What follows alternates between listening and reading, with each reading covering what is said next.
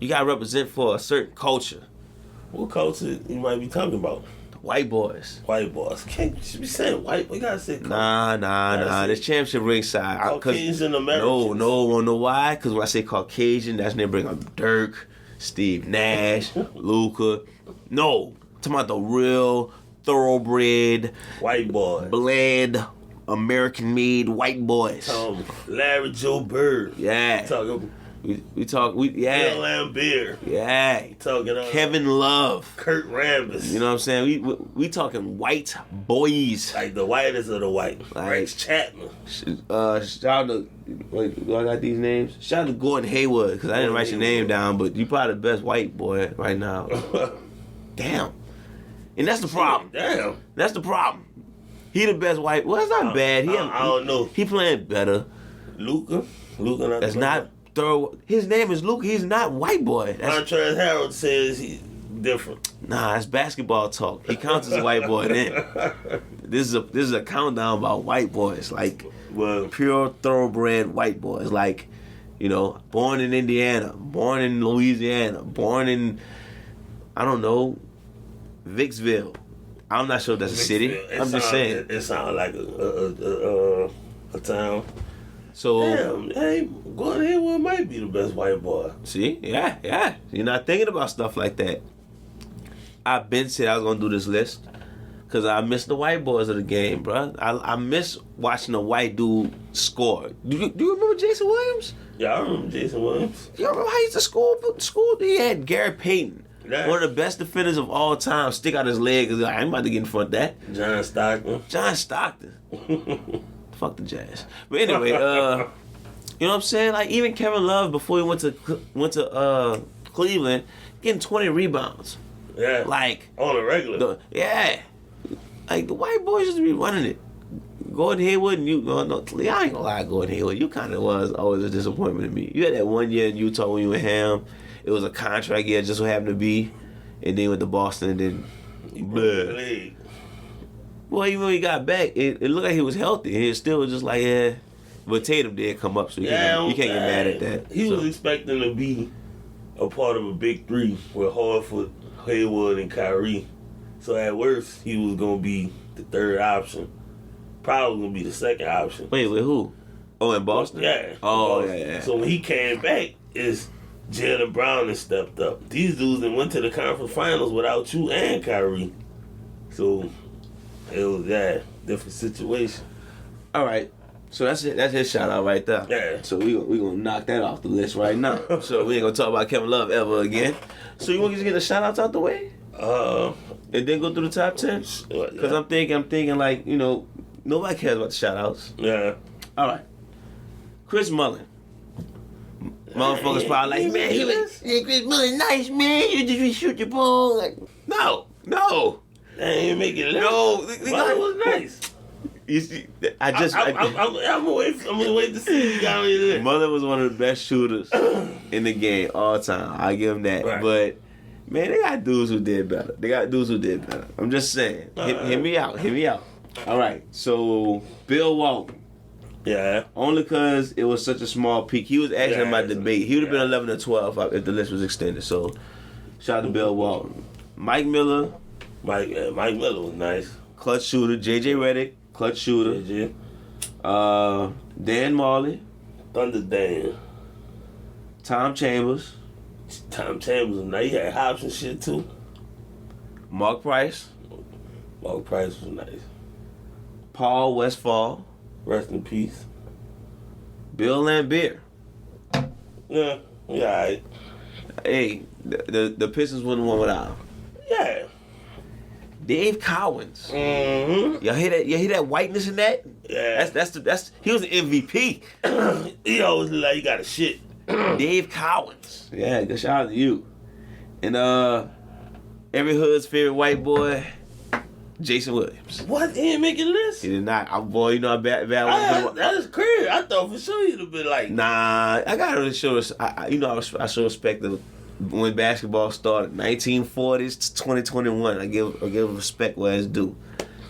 So, yeah. Jason Williams, as fresh as you was, your stats wasn't shit. You was just entertaining. You got some highlights. Yeah, you got the highlights. You, as far as highlights, you probably number 3, 4. I forgot why you had him in your handles, ball handles. Oh, he up there. He definitely was up there. All right. So now let's get to the list. We ready? Y'all ready? Stretch out. Number 10. Don't say who, but Bob Pettit is my number 10. Bob Pettit. Yeah, I know about Bob Pettit. Bob Pettit. Talk about Bob Yeah, Pettit. yeah. Bob Pettit did his thing. 50s and 60s. 50s and 60s. Nice. He was the last time the Hawks won a championship, so Trae Young could actually do what Bob Pettit did. Just throwing it out there. Chasing the ghost of Bob Pettit. And I probably do have them teams mixed up. But he also was a 4-time All-Star Game MVP, which y'all probably like, oh, that's whack. That's because y'all watching the All-Star Game now. Back in the G, they used to actually play for that shit. And, yeah, they used to have like a call on the line for like the All-Star MVP. And Pettit won it 4 times. Only person to match that was Kobe. Yeah. Rest in peace to the GOAT. Bob Pettit did. He probably did. He gotta be dead. I would assume so. But I don't look up death. Speaking of death, George Mikan. George Mikan did? I don't know. You know what's crazy? He probably like an ordinary white guy. Which is why he's number 9 on this list. I got his card on 2K. He nice on that. George Mikan was the first best white boy in the NBA. Yeah. You know, he was the first tall guy. Put the Lakers on the map. What did they had to change the They widened up the lane for him because he was and he was the reason they created goaltending because he used to get that shit out of here all the time. No, that shit out of here. That shit out of here. Come on, ref, do something. They had to do a rule change. But we're gonna open up the lane for him and we're gonna say he can't block it when it's going down. All right, cool. He still won 5 championships. Shout out to George Mikan. Shout out to you, George Mikan. And he did while wearing glasses. Talk about it. Yeah. Y'all hear that? Y'all hear that whiteness? He was there. That's what I'm saying.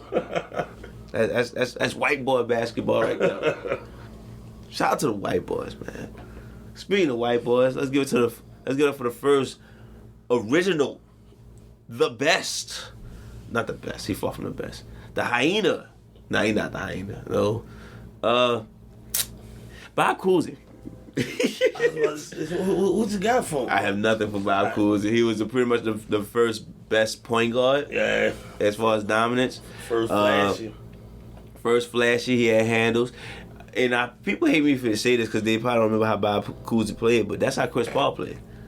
Just like Chris Paul, Bob Cousy was the same player. I know people don't like that. Of course, the pick and roll wasn't around back then, so shut up if you're talking about the pick and roll. But as far as defense, dribbling, passing, Bob Cousy was just Chris Paul. Same thing. Chris Paul probably better, but because Chris Paul could shoot way better. But here's what it is. He wasn't shooting back then. Shout out to Bob Cousy with the comb over. He looked like he was a cop when he played basketball in the spare time. I mean, that's most of the white boys. Huh? That's most of the white boys back then. Look like a cop? Yeah. No. A lot of them look like cops.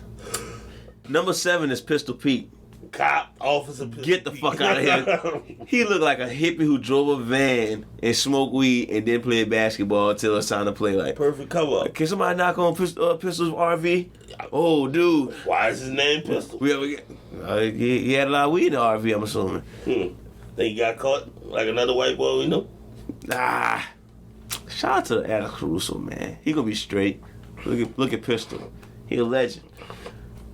Well, he never got caught with weed. I'm just saying. Pistol looked like a hippie. He didn't look like no politician to me. Probably Chuck Robinson carrying all this weed for him. Hey, look, I'm just saying. If I had to go by, wait.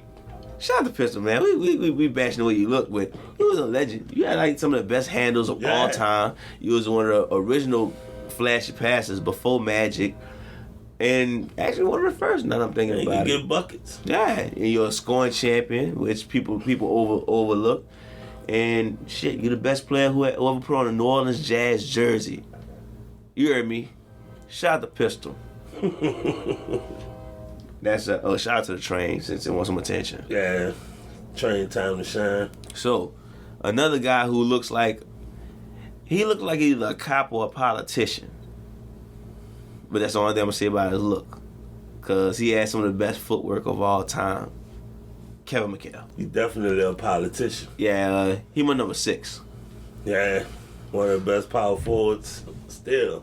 Yeah, underrated too. Mm-hmm. Like, he got an argument to be up there with the top 3. I mean, Tough but as shit. He played with a broken leg. Yeah, the broken foot. Man. Yeah, shout out to him. More power to him. I was like, get me out, coach. I bang my toe on the corner of the bed and I'm done for the day. About to Like, say. I ain't trying to do nothing. Like, See, you teaching kids how to take out trash now.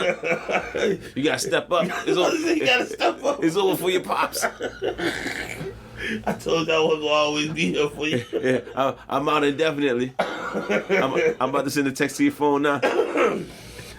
Oh, man. But now, Kevin McHale, yeah. Number one in MVP was pretty much always Larry Bird's sidekick. Yeah. But there's nothing wrong with that. There's nothing wrong with that. Nothing wrong with that at all. There's nothing wrong with being a sidekick, Pippen. Robin. Well, Robin became his own man. You really had to throw your feelings into that one. Bro, My bad. Listen, I mean, yeah. My bad. Keem really had to throw his true feelings about Robin and that. Yeah. It's a basketball episode, man. Dick Grayson got his own city. Bloodhaven. Well, yeah. Honestly, like, dudes really be wanting to get away from Batman. Exactly. Foreshadowing for next episode. Yeah. All right. So, yeah, Kevin McHale, man. Boston Celtic legend. Not really a coaching legend, but hey. Yeah. I mean, he drafted KG, huh? Did he? I think he did. But look, let's not lose focus. One of the best white boys to touch the ball. Yeah. And it was during the 80s. Well, white boys are still relevant. Yeah. They were still doing their thing.